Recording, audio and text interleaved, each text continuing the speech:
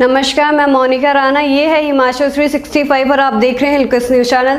चलिए शुरू करते हैं आज की खबरों के साथ। दाम गिरने से अरबों के सेब कारोबार पर संकट बढ़ा, सीएम जयराम ठाकुर चिंतित।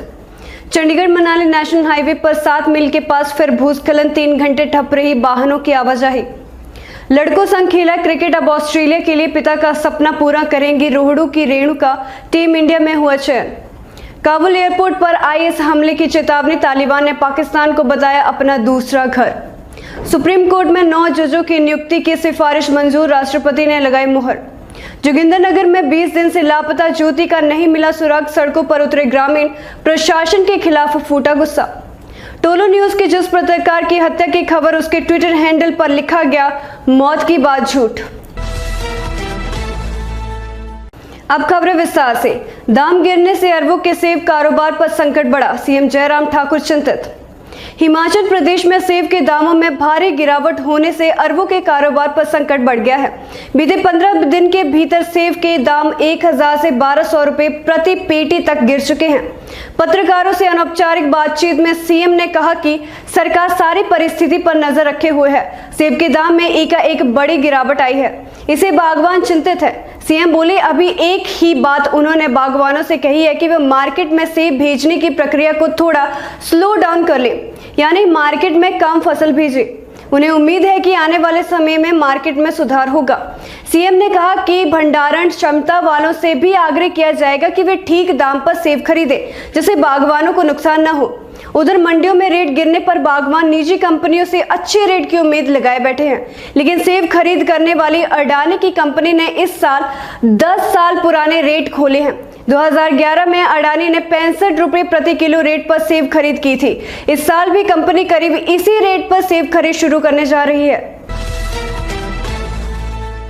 चंडीगढ़ मनाली नेशनल हाईवे पर 7 मील के पास फिर भूस्खलन, 3 घंटे ठप रही वाहनों की आवाजाही।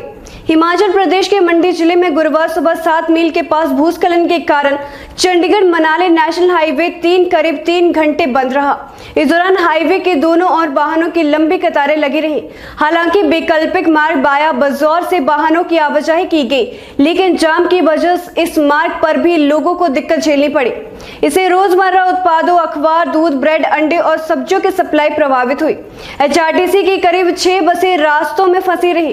करीब 3 घंटों के बाद हाईवे को वाहनों की आवाजाही के लिए बहाल कर दिया गया है।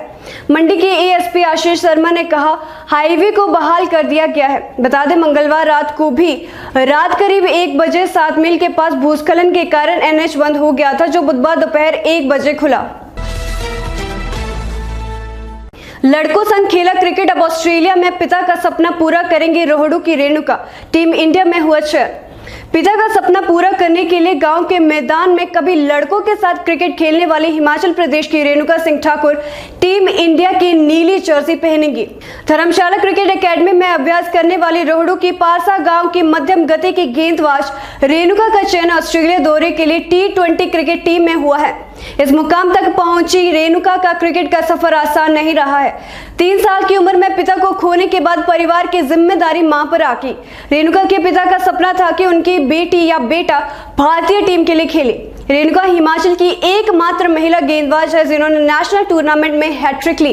अंडर 19 में कर्नाटक के खिलाफ रेणुका ने हैट्रिक बनाते हुए कुल 5 विकेट लिए। इस साल सीनियर नेशनल टूर्नामेंट में रेणुका ने कुल 9 विकेट झटके। काबुल एयरपोर्ट पर आईएस हमले की चेतावनी, तालिबान ने पाकिस्तान को बताया अपना दूसरा घर। ब्रिटेन के सशस्त्र बलों में मंत्री जेम्स हैपी ने गुरुवार को चेतावनी दी कि आईएसआईएस खुरासान समूह काबुल हवाई अड्डे पर आतंकवादी हमला कर सकता है। सीएनएन ने सूत्रों के हवाले से अपनी रिपोर्ट में यह जानकारी दी। रिपोर्ट में यह भी कहा गया है कि अमेरिका ने आईएसआईएस के प्रति वफादार 100 से अधिक कैदियों के काबुल के पास 2 जेलों से भागने की घटना पर चिंता जताई है। तालिबान प्रवक्ता ज़बीहुल्लाह मुजाहिदीन ने कहा कि तालिबान पाकिस्तान को अपना दूसरा घर मानता है और अफगानिस्तान की धरती पर ऐसी किसी भी गतिविधि की अनुमति नहीं देगा जो पाकिस्तान के हितों के खिलाफ हो। इससे पहले तालिबान के प्रवक्ता ज़बीहुल्लाह मुजाहिदीन ने भारत को अहम मुल्क करार देते हुए अच्छे रिश्ते बनाने की इच्छा जताई है। ज़बीहुल्लाह मुजाहिदीन ने कहा कि हमने शांति और सामान्य स्थिति बहाल करते हुए सभी क्षेत्रों पर नियंत्रण कर लिया है। अफगानिस्तान पर तालिबान के कब्जे के बाद काबुल समेत अन्य शहरों की स्थिति दिन ब दिन बिगड़ती जा रही है।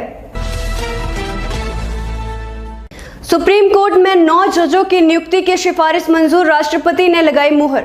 उच्चतम न्यायालय में 3 महिलाओं समेत 9 नए न्यायाधीशों की नियुक्ति संबंधी सुप्रीम कोर्ट कॉलेजियम की सिफारिश केंद्र सरकार ने मंजूर कर ली है। आधिकारिक सूत्रों ने गुरुवार को बताया कि कॉलेजियम की सिफारिश पर राष्ट्रपति रामनाथ कोविंद ने अपनी मुहर लगा दी है।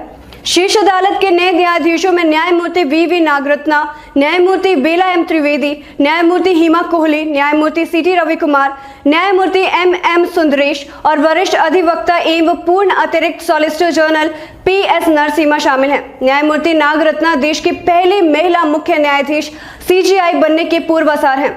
इनके अलावा न्यायमूर्ति अभि श्रीनिवास ओका, न्यायमूर्ति विक्रम नाथ और न्यायमूर्ति जितेंद्र कुमार माहेश्वरी भी उच्चतम न्यायालय में नियुक्त किए गए न्यायाधीशों में शामिल हैं। जोगिंदरनगर में 20 दिन से लापता ज्योति का नहीं मिला सुराग, सड़कों पर उतरे ग्रामीण, प्रशासन के खिलाफ फूटा गुस्सा।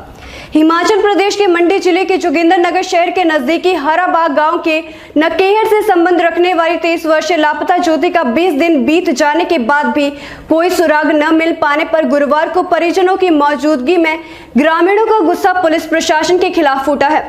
माकपा नेता कुशाल भारद्वाज की अगुवाई में काफी संख्या में महिलाओं ने शहर में रोष रैली निकालकर पुलिस के खिलाफ नारेबाजी की। ग्रामीणों ने लापता ज्योति की जल्द तलाश की मांग करते हुए पुलिस थाने का घेराव किया। ज्योति की माता सावित्री देवी और पिता ब्रिजभूषण ने प्रदेश के मुख्यमंत्री जयराम ठाकुर से अब बेटे को जिंदा या मुर्दा मिलाने की मांग रखी है। परिजनों ने अपने दामाद पर हत्या का आरोप लगाकर पुलिस की ढीली कार्यप्रणाली पर सवाल उठाते हुए केंद्रीय मंत्री अनुराग ठाकुर से भी मुलाकात कर बेटी की तलाश का प्रस्ताव सौंपा है। टोलो न्यूज के जिस पत्रकार की हत्या की खबर, उसके ट्विटर हैंडल पर लिखा मौत की बात झूठ। अफगान मीडिया में कहा गया था कि तालिबान ने काबुल में टोलो न्यूज के एक रिपोर्टर की जबरदस्त पिटाई की जिससे उसकी मौत हो गई। हालांकि इस खबर के वायरल होने के बाद रिपोर्टर के ट्विटर हैंडल से लिखा गया कि तालिबान ने उसे और उसके कैमरामैन को बुरी तरह मारा, लेकिन उसकी हत्या की खबरें झूठी हैं। टोलो न्यूज के जिस रिपोर्टर ने यह बात कही है उसका नाम जियार खान है। बताया गया है कि जब वे काबुल की हाजी याकूब रोड पर अफगानिस्तान में फैली गरीबी और बेरोजगारी पर रिपोर्टिंग कर रहे थे तो उसी दौरान तालिबान के कुछ दहशतगर्दों ने उन्हें पकड़ लिया और उनके साथ बुरी तरह मारपीट की गई। उन्हें बंदूक के बटों से मारा गया जिससे दोनों को गंभीर चोटें आई। तो फिलहाल के लिए बस इतना ही। मैं मोनिका राणा आपसे विदा लेती हूँ। देखते रहिए हिलकर न्यूज चैनल। धन्यवाद।